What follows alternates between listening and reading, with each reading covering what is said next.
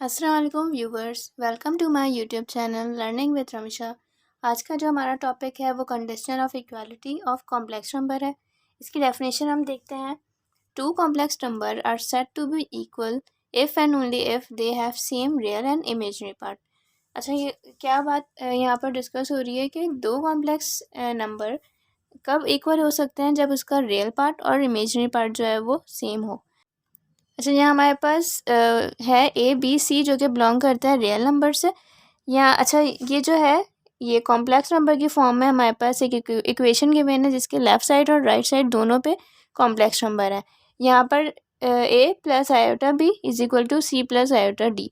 अच्छा, ये इस डेफिनेशन के अकॉर्डिंग मैं आपको और सही से समझाती हूँ कि इसका ये रियल पार्ट और ये जो कि सी रियल पार्ट है, ये जब सपोज किया हुआ है तो ये दोनों इक्वल होने चाहिए और ये इक्वल होना चाहिए जब हम सॉल्व करेंगे। क्वेश्चन हमारे पास गिवन है, एक एग्जांपल है आपकी बुक की, एग्जांपल 1 है। ये है 4x plus 3y iota is equal to 16 plus 9 iota. एक इक्वेशन गिवन है जिसमें हमें फाइंड क्या करना है, हमें x और y फाइंड करना है।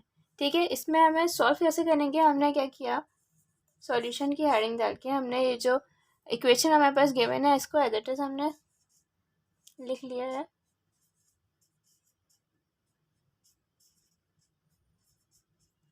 ठीक है, अच्छा, अब इसका जो रियल पार्ट है, रियल पार्ट कौन सा है इसका, इस इक्वेशन का ये है जो कि लेफ़्ट साइड पर है, जो कि राइट साइड पर है उसका है रियल पार्ट 16।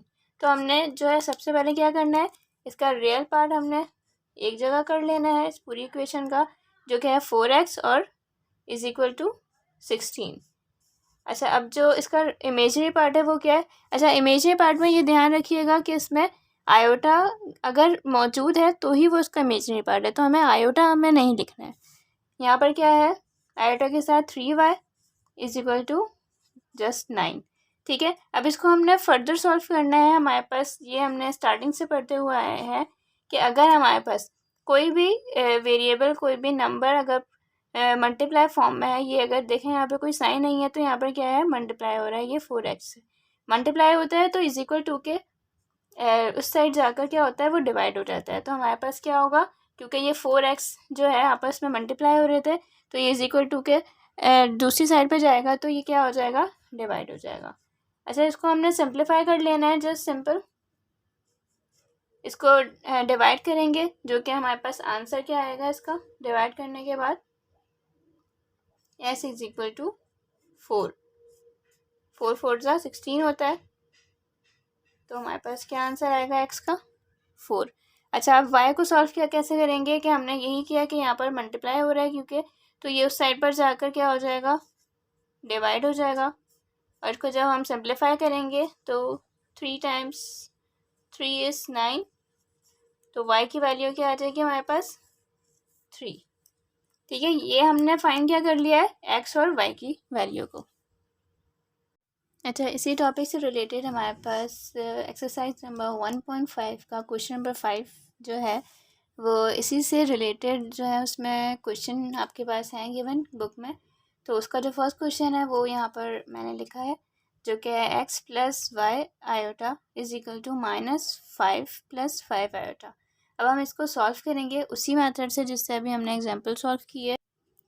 यहाँ हमने क्या करना है कि पहले सॉल्यूशन की हेडिंग हमने लिख ली है, फिर हमने एज इट इज इक्वेशन को यहाँ पर लिखना है। ठीक है, अच्छा, क्या बात हुई थी कि रियल पार्ट के इक्वल होगा और इमेजिनरी पार्ट के इक्वल होगा। तो इसका जो रियल पार्ट है वो है x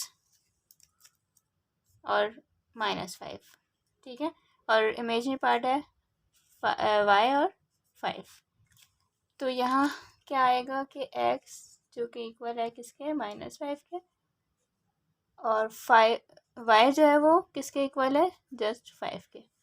ये समझ आ गया है आपको कि x जो है रियल पार्ट है और -5 रियल पार्ट है, तो ये इक्वल हो गए आपस में। और जो यहाँ पर है वो y है, y आयोटा है और 5 आयोटा है इसका इमेजिनरी पार्ट, तो ये आपस में इक्वल हो गए। ठीक है, अच्छा, यहाँ पर क्योंकि हमारे पास फ्रैक्शन फॉर्म में यहाँ पर ये गिवन नहीं है, तो यहाँ पर इसका जो x और y की वैल्यू है वो क्या आ गई है, ये x जो है वो -5 के इक्वल है और y जो है वो 5 के इक्वल है। इसका जो सॉल्यूशन है यहीं पर कंप्लीट होता है। अच्छा, अब सेकंड क्वेश्चन पर आते हैं।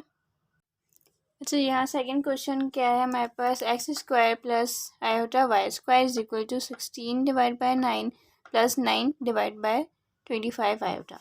हमने इसको भी सॉल्व उसी तरीके से करेंगे जैसे अभी लास्ट किया है। सॉल्यूशन, रियल पार्ट इसमें कौन सा है, एक्स स्क्वायर, और इसमें है 16 डिवाइड बाई 9।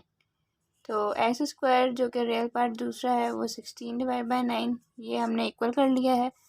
और क्या करना है, हमें इमेजिनरी पार्ट को इक्वल करना है जो कि है y square is equal to 9 divide by 25।